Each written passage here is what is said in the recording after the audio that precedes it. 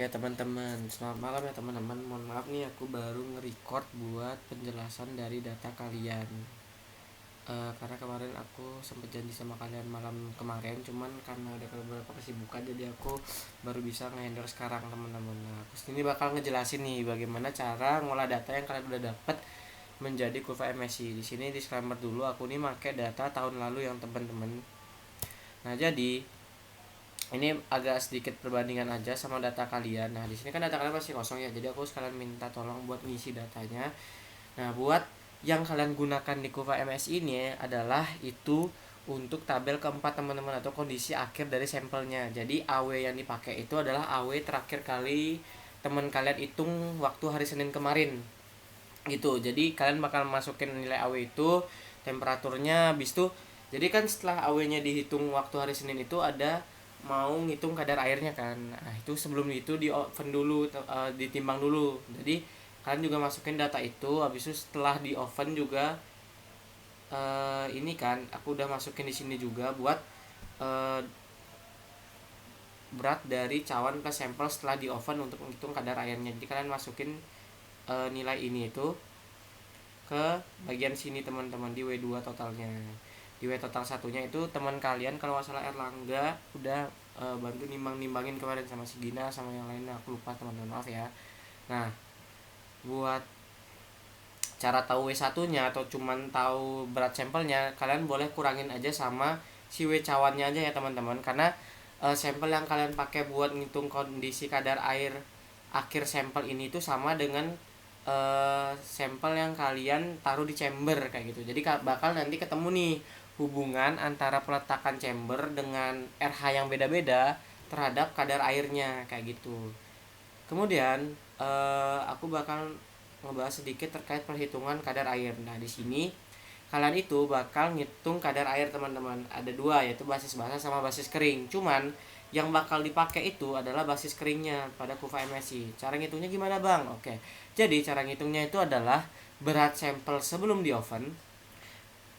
Tuh, berat sampel sebelum di oven, which is itu ini aku pakai data tahun lalu ya teman-teman. Nanti kalian sesuaikan aja sama data kalian nanti. Dikurangin sama berat sampel setelah di oven, kemudian dibagi sama berat sampel sebelum di oven, setelah di oven, setelah di oven ya teman-teman, dikali 100 kayak gitu. Nah, ketemu nih kadar air basis keringnya. Nanti kalian tinggal drag ke bawah, bakal ketemu tuh nilainya basis kering. Nah, kadar air basis keringnya udah ketemu, habis itu AW-nya juga udah ketemu. Nah, kita bisa move lanjut ke pengolahan datanya. Nah, di sini aku bakal jelasin gimana cara buat grafiknya ya teman-teman. Nah, pertama, jadi kalian fokus ke satu sampel dulu. Nah, misalkan di sini adalah roti kering. Jadi kalian itu bakal masukin sampel roti kering di masing-masing garam atau masing-masing RH. Contohnya kayak gini. Jadi di roti kering pada RH atau pada garam MgCl itu AW-nya 0,3387. Jadi kalian bakal masukin ke sana teman-teman. Jadi ke 0,3387. Habis itu kalian manfaatin sama kadar air basis keringnya yaitu 3,8941. Nah, kalian input ke sebelah sini 3,8941. Begitu juga buat garam MgNO32 kali. Nah, garam MgNO32 kali pada roti kering itu adalah 0,5876. Nah, kalian masukin juga kadar air basis keringnya yaitu 7,5646 yang ini. 7,5646. Nah, kayak gitu seterusnya teman-teman buat si roti keringnya. Misalkan roti kering NaCl itu 7858, di sini masukin 7858. Kadar air basis keringnya ternyata 13,0991. Itu juga buat di sini dia roti keringnya 0,7916, ini juga 0,7916, basis keringnya segini. Nah, perlakuan yang sama kayak buat sampel yang lain, biskuit, dodol, keripik, kentang. Tuh. Jadi di biskuit pada garam MgCl berapa AW-nya, berapa kadar airnya, pada garam MgNO3 berapa, pada NaCl berapa, pada K2SO4 berapa. Nah, kalian input keempat sampel kalian, baru kalian buat grafiknya. Nah, buat grafiknya gimana, Bang? Jadi kalian pencet insert, habis itu ini aku full screenin aja yang Excel ya karena udah nggak perlu datanya. Habis ke scatter, ini scatter. Nah di sini kalian klik kanan teman-teman, select, kalian ada select data. Nah aku saranin kalian satu-satu aja ya masukinnya biar tidak error di Excelnya, karena tadi aku nyoba semuanya masukin sekaligus itu error, jadi datanya bercampur. Jadi pertama ini adalah roti kering. Oke, masukin. Nah, X-nya itu adalah si AW-nya, teman-teman. Kemudian si Y-nya itu adalah basis kering, kadar air basis keringnya. Oke, kita klik OK. Nah, udah ada nih plotnya. Sekarang kita buat lagi, buat sampel lainnya. Buat biskuit. Habis itu kalian series X-nya itu adalah AW-nya dan series Y-nya itu adalah si kadar airnya. Ini sama semua teman-teman, kalian tinggal masukin aja.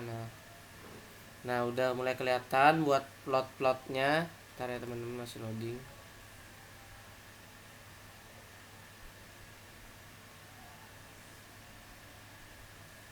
Oke, itu plotnya kelihatan ya. Kemudian select data lagi. Sama ini buat dodol. Nah begitulah seterusnya teman-teman. Ini adalah Y-nya basis kadar air basis kering. Kemudian yang terakhir itu adalah keripik kentang.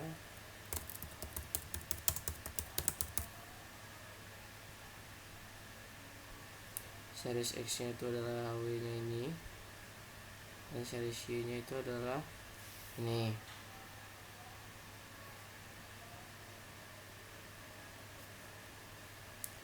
Oke, nah sekarang kalian klik kanan lagi, habis itu change chart type. Nah aku saranin kalian pakai yang ini aja biar ada garisnya masing-masing.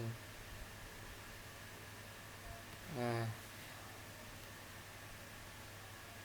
mungkin aku ini agak gedein aja biar kalian kelihatan jelas. Nah di sini kalian bebas, kalian bisa masukin axis title-nya, kemudian buat legendnya, buat kasih tahu nih garis ini itu apa aja, garis ini tuh itu apa aja. Nah ini di sini which is itu yang Y nya adalah which is itu yang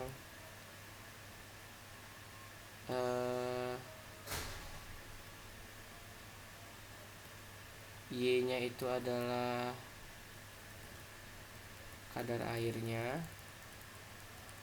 kadar air basis kering, dan buat X nya itu adalah AW nya. Oke, kayak gitu ya teman-teman buat pengolahan datanya. Jadi kalau misalkan ada yang bingung, nah jadi ini kelihatan kan pada saat AW-nya itu. Nah, jadi kayak gitu teman-teman buat kufranya. Jadi nanti dari kufa ini kalian bakal bandingin nih kayak mana yang lebih higroskopis, mana yang enggak. Jadi kayak misalkan kalau kadar airnya rendah, itu kan cenderung mereka susah buat menyerap air kan. Kondisinya tuh nggak memungkinkan AW-nya tuh rendah. Jadi kondisi buat menyerap airnya lebih rendah.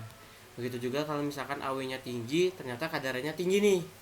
Nah itu lebih bersifat hidrotropis, jadi kayak gampang buat nyerap airnya. Itu kalian bahaslah nanti di lapraknya kayak gitu.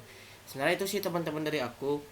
Mungkin kalau misalkan kalian ada yang ingin ditanyakan, sok ditanyakan aja di grup, atau kalian pengen ajak ketemuan langsung buat tanyain secara langsung buat bahas datanya juga nggak apa-apa teman-teman, gaskan aja.